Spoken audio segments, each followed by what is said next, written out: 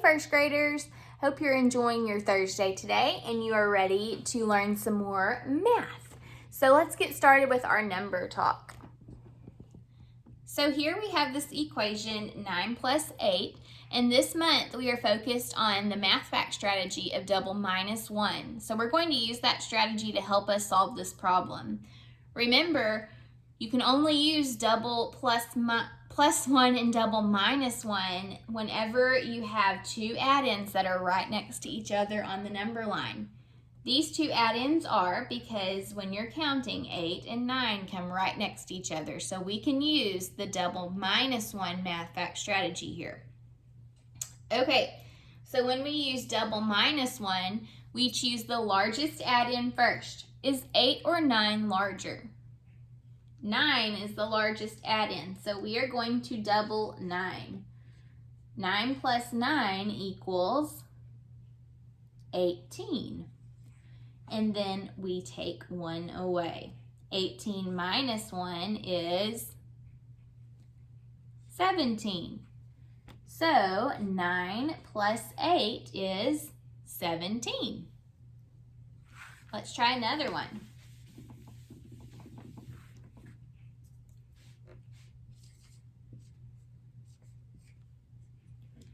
6 plus 4. Can I use the double minus 1 strategy on this problem? I cannot use the strategy on this problem. Remember, the numbers have to be right next to each other on the number line when you're counting, and these two numbers are close to each other, but they are not right next to each other. What number is closest to 4? Or what numbers? 1, 2, 3, 4, 5. So 3 and 5 are close to 4, but 6 is not right next to 4. So this will not work. But 6 and 4, I know of another strategy I can use to solve this problem. I remember my making 10 strategy. And I remember that 6 and 4 are two numbers that make 10. So I know 6 plus 4 is 10. Okay, let's do one more.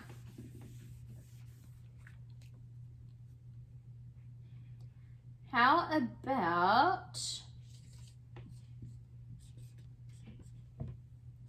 6 plus 7?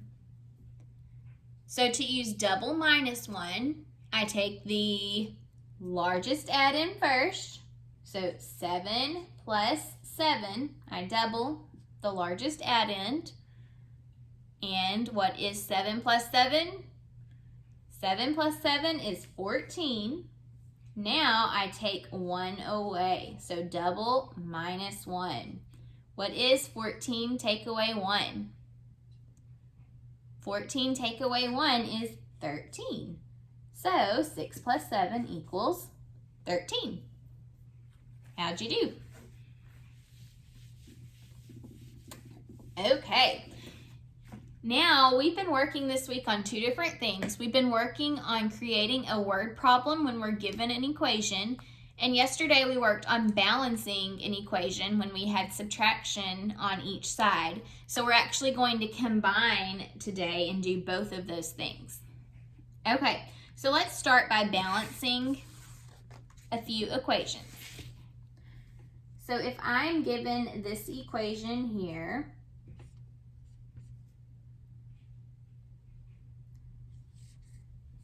and this is possible to have subtraction on one side and addition on the other, because all you have to do is just make sure that both sides are equal. So you may have to add on one side and subtract on the other.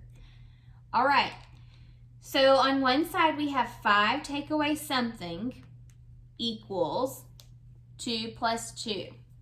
So we're going to solve the side that's not missing anything first, and that's the side with 2 plus 2.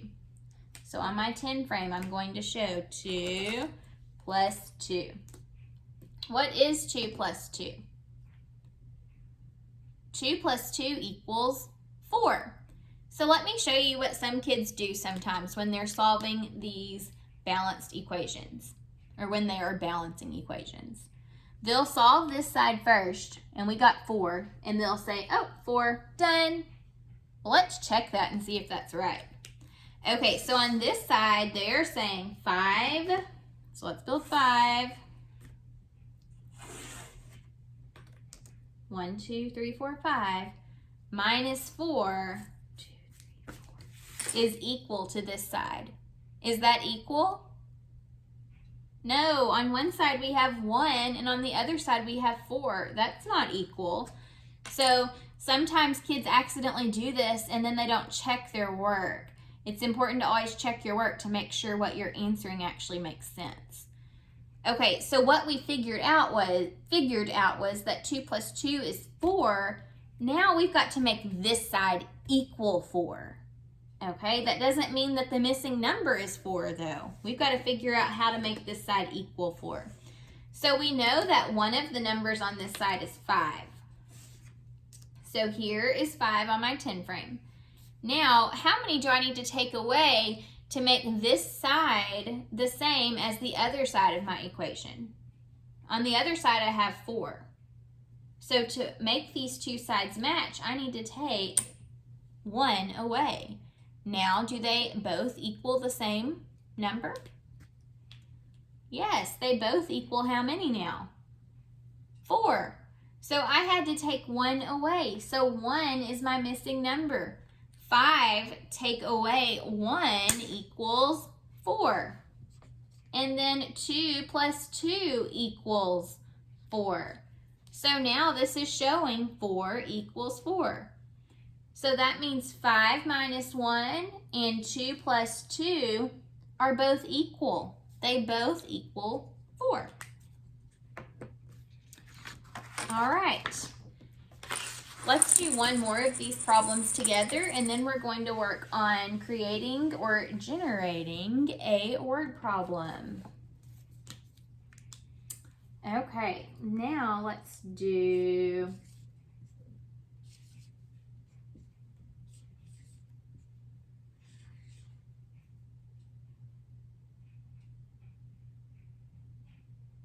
let me change that.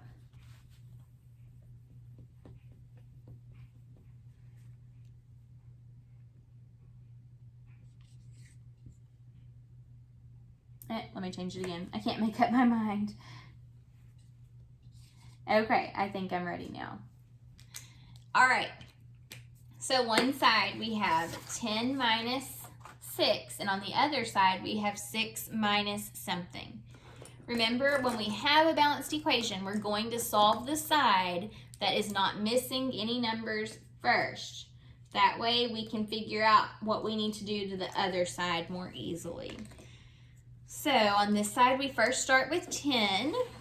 So there's 5, 6, 7, 8, 9, and 10. Okay, here's 10. Then we need to take away how many? 6. 1, 2, 3, 4, 5, 6. How many are we left with? We're left with 4. So that doesn't mean the missing number is 4. That means that we need to make this side equal 4 too. So on this side, we know that there are 6 to start with. Goodness. 1, 2, 3, 4, 5, 6. Okay, so we start with 6. Now we've got to make this side match up with this side.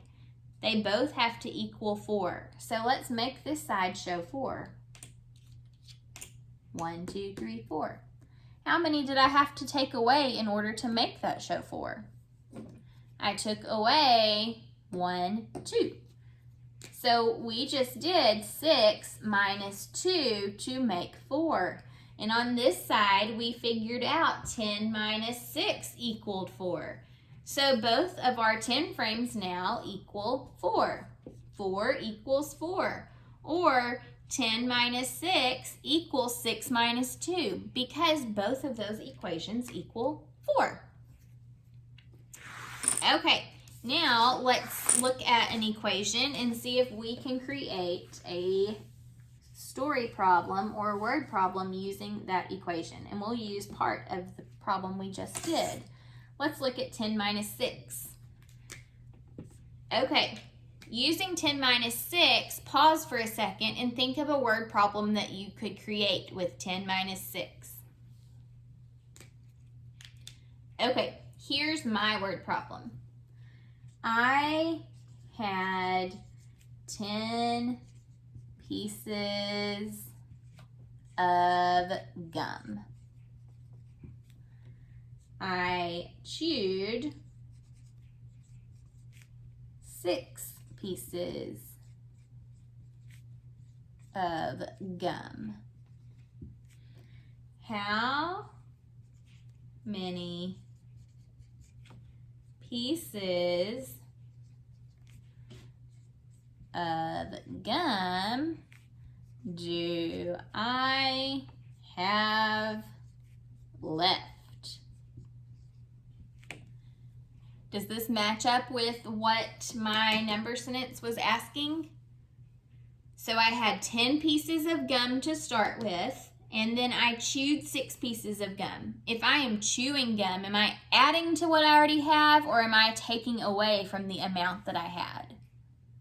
If you're chewing gum, you're taking away from what you had. So that so far matches. And then my question was, how many pieces of gum do I have left? So that makes sense. We can solve the problem now. So here are my 10 pieces of gum. 1, 2, 3, 4, 5, 6, 7, 8, 9, 10.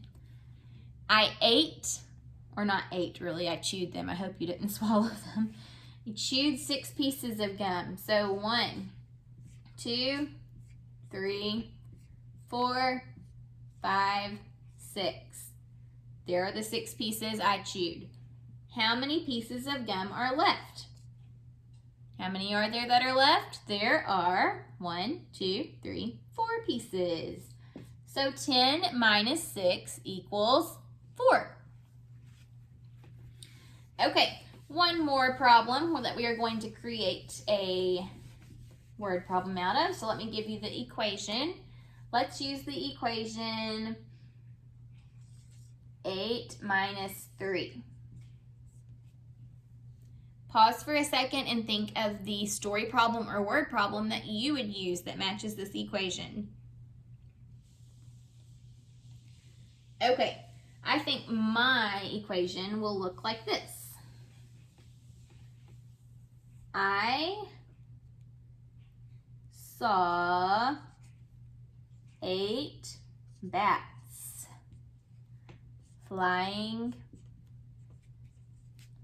in the sky.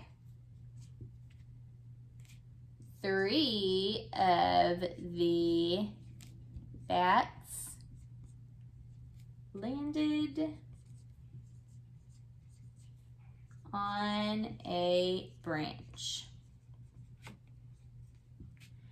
How many